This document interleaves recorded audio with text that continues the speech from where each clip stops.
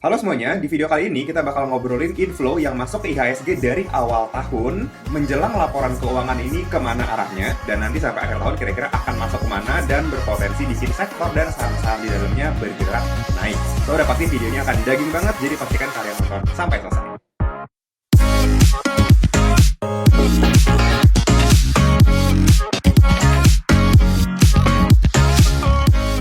Oke, yang pertama gue mau jelasin adalah per video ini dibuat ya di bulan Juli 2023, kita itu akan menghadapi musim rilis laporan keuangan kuartal 2 2023 atau semester pertama nih ya, 6 bulan pertama.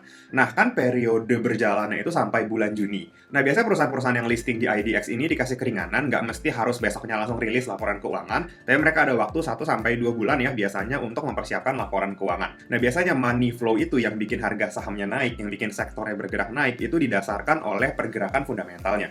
Kalau misalkan fundamentalnya membaik, maka flow berpotensi masuk ke situ. Itu ya kuncinya. Nah, gue mau buka video ini dengan kasih tahu teman-teman semua cara ngecek laporan keuangan di websitenya IDX langsung. Ya, idx.co.id, kalian langsung cari aja di sini ya. Kalian masuk ke perusahaan tercatat, terus nanti laporan keuangan dan tahunan. Nah, kita kan mau cari laporan keuangan ya, kita centang yang sini, di bawah ada laporan tahunan juga, tapi kita centang laporan keuangan, terus saham juga ya dicentang, jangan obligasi, terus tahun ya, kita mau cek di tahun berapa, di sini ada sampai tahun 2019, cuma kita mau fokus aja ke 2023 ya, yang baru. Terus lanjut, periodenya kapan? Kalau misalkan kita mau kuartal kedua gitu ya, dari bulan Maret sampai Juni, ya kita centang triwulan 2. Kalau misalkan kalian mau cari triwulan 1, ya tinggal dicentang ini, nanti kalian terapkan aja, terus nanti muncul deh di bawah emiten-emiten yang sudah merilis ya secara lengkap nih di sini. Nah, karena kita mau lihat yang triwulan 2 nih, kita terapkan ya. Nah, di sini belum semuanya rilis, baru ada 2 saham yang rilis ya per tanggal video ini dibuat, tapi nanti semuanya bakal rilis di sini. Nah, biasanya money flow besar itu akan masuk ke perusahaan-perusahaan yang berhasil membuktikan bahwa kinerjanya membaik dari kuartal ke kuartal gitu ya, dari tahun ke tahun. Makanya laporan keuangan ini penting untuk kita lihat gitu ya, nanti setelah rilis, oh bener gak nih mereka kerjanya semakin bagus, keep up gitu ya sama laporan tahunan, sama penjelasan di public expose sebelumnya, itu untuk ngecek aja. Nah, ini untuk identifikasi awal. Kalau misalkan nanti ternyata bagus, udah kita bisa entry duluan ke saham dan berpotensi nanti ada money flow yang masuk, so sahamnya naik, kita jadi profit. Gitu ya, mindsetnya, itu kuncinya. Nah, sekarang gue mau masuk ke slide-nya. Nah, kayak janji gue di awal, gue mau kasih tahu kira-kira sepanjang 6 bulan lebih ini, money flow itu banyak masuknya ke sektor apa. Oke, yang pertama gue mau kasih tahu masuknya itu ke sektor transportasi dan logistik. Oke, kita lihat chartnya. Nah, ini IDX sektor transportasi dan logistik ya. Ini kalian bisa lihat dari awal tahun 2023 sampai ke titik tertingginya di sekitar bulan Juni itu ya, itu sudah naik sekitar 25%. Ya, secara sektoral naik 25%, padahal IHSG-nya nggak ada bergeraknya segini. Nah, teknik membaca flow kayak begini, ini penting banget supaya kita bisa masuk ke sektor yang benar dan dapat return jauh lebih tinggi dari IHSG. Kalau misalkan kita zoom in ya, gue mau langsung kasih tahu aja memang pergerakan ini di-carry sama ASA dan BIRT. Ya, kalian bisa lihat pergerakan harga saham ASA dan Bluebird itu memang luar biasa banget ya. Dan dia meng-carry hampir seluruh emiten di sektor transportasi dan logistik ini. Oke, next. Sektor yang kedua adalah sektor consumer cyclical. Oke, kita lihat chartnya ya. Dari awal tahun 2023 sampai ke per video ini dibuat ya di bulan Juli itu naiknya sekitar 16%. Dan lagi-lagi ini jauh lebih tinggi dibanding kenaikan IHSG. Jadi ya secara hitung-hitungan dibanding kita invest ke big caps-nya di IHSG, mendingan kita fokus aja ke sektor consumer cyclical supaya dapat cuan lebih banyak gitu ya. Nah, penggerak utamanya apa? Oke, langsung aja di sini gue udah highlight. Penggerak utamanya adalah sektor otomotif. Ya, kita bisa lihat contohnya Dharma ya, Dharma Polymetal tuh naiknya kenceng. Auto itu naiknya kencang juga, tapi yang lebih membagongkan menurut gua adalah saham-saham di sektor retail. Apa itu? MAPI. Yang MAPI yang kencang banget, terus disusul sama Asus ya, Ace Hardware. Era juga ada, tapi Era sedikit lagging. Ya, kalian bisa lihat ini 15% naiknya. Luar biasa banget baru 6 bulan. Oke, next. Sektor yang ketiga adalah sektor properti dan real estate. Ya, kita bisa langsung melihat aja dari awal tahun ya, dari titik terendahnya lah ya kita ngomong ke harga per sekarang ya di bulan Juli naiknya itu sudah 16% juga ya, dan lagi-lagi ini jauh lebih tinggi dibanding pergerakan IHSG pastinya. Nah, sekarang setelah gue jelasin 3 sektor ini nih yang dapat flow banyak dari awal tahun, pasti muncul pertanyaan selanjutnya, yaitu kenapa flow-nya masuk ke sana. Nah, jadi penyebabnya adalah daya beli masyarakat yang meningkat. Yes, ini kata kuncinya harus digarisbawahi, daya beli masyarakat. Oke, gua akan jelasin next ya. Kalian tahulah pasti gambar ini adalah ilustrasi pemilu yang gua ambil dari Detik. Kenapa pemilu bikin harga saham di sektor-sektor tadi bagus? Oke, kita lihat. Nah, pemilu serentak yang akan terjadi di 2024 ini adalah salah satu pemilu terbesar ya. Di awal tahun ada pilpres dan juga pileg ya, legislatif, sedangkan di akhir tahun akan ada pemilihan kepala daerah. Nah, perputaran ekonomi ketika tahun pemilu ini akan besar banget. Karena partai politik dan orang yang nyalon itu pasti akan menggelontorkan uang yang mereka punya untuk segala kebutuhan kampanye. Mulai dari media, mulai dari keliling daerah, roadshow untuk kampanye, sampai cetak baju, sampai bikin pernak-pernik gitu semua, bayar endorser, dan lain-lain itu pasti akan ada perputaran ekonomi yang sangat besar di sini. Nah, pengaruhnya apa? Pengaruhnya adalah ketika masyarakat atau vendor dapat proyek gitu ya, misalkan let's say mereka bikin baju, mereka profit perusahaannya, si owner ini dan karyawannya juga akan makmur. Mereka akan dapat uang dan mereka akan apa? Akan belanja. Ya, mereka akan belanja, mereka akan pakai uang itu yang bikin roda perekonomian di Indonesia di tahun 2024 ini akan jadi jauh lebih kencang. Oke, terus reason yang kedua adalah kenaikan UMR. Nah, formula untuk menghitung UMR, faktor yang paling berpengaruh itu ada dua ya, yaitu inflasi dan pertimbangan ekonomi. Inflasi ini apa? Inflasi ya kita bisa lihat ya data kenaikan harga barang, kita tahu harga barang lagi tinggi-tingginya. So, most likely kenaikan UMR di tahun ini juga akan cukup tinggi. Lalu pertimbangan ekonomi lainnya adalah ekonomi roda perekonomian perusahaan-perusahaan yang sudah mulai bergerak lagi akan buka lapangan pekerjaan yang bikin makin banyak masyarakat dapat uang. Udah gitu dapat uangnya juga lebih banyak karena ada kenaikan UMR. Nah, kalau misalkan masyarakat dikasih uang banyak, ya balik lagi mereka akan pakai uang itu untuk belanja. Ya, baik itu belanja kebutuhan primer atau kebutuhan tersier yang sebenarnya nggak perlu-perlu banget, tapi yang namanya masyarakat kalau misalkan punya uang pasti akan dipakai kan. Nah, alasan ini yang menyebabkan inflow itu masuk ke sektor-sektor tadi. Kayak misalkan sektor transportasi dan logistik gitu ya. Nah, masyarakat punya uang gitu ya, mereka mau jalan-jalan, sektor transportasi diuntungkan.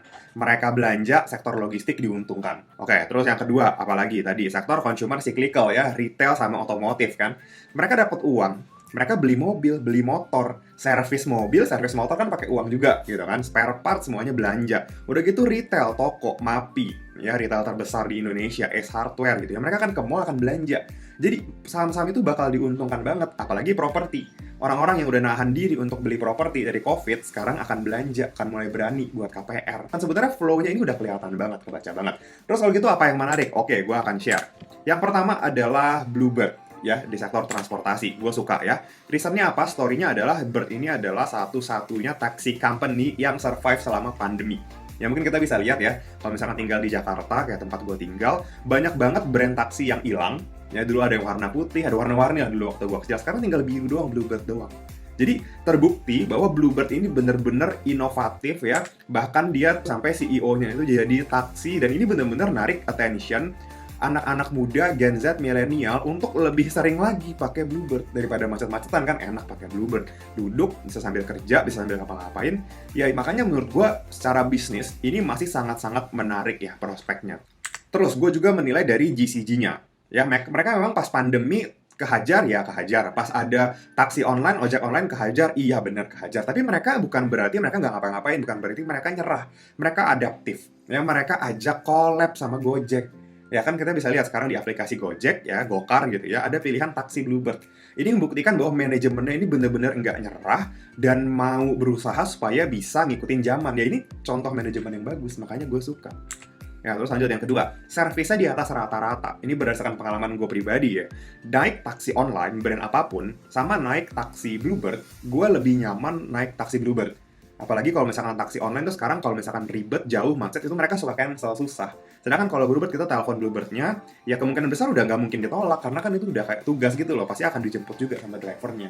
Ini yang menarik menurut gua servisnya. Jadi ya nggak apa-apa keluarin uang lebih banyak untuk servis yang lebih baik, itu menurut gua. Ya, terus gua rasa untuk momen belinya gua akan nunggu koreksi untuk buy on weakness. Kalian bisa lihat chartnya sendiri, mungkin sekarang udah agak tinggi ya, so gua akan nunggu koreksi ya untuk entry lagi.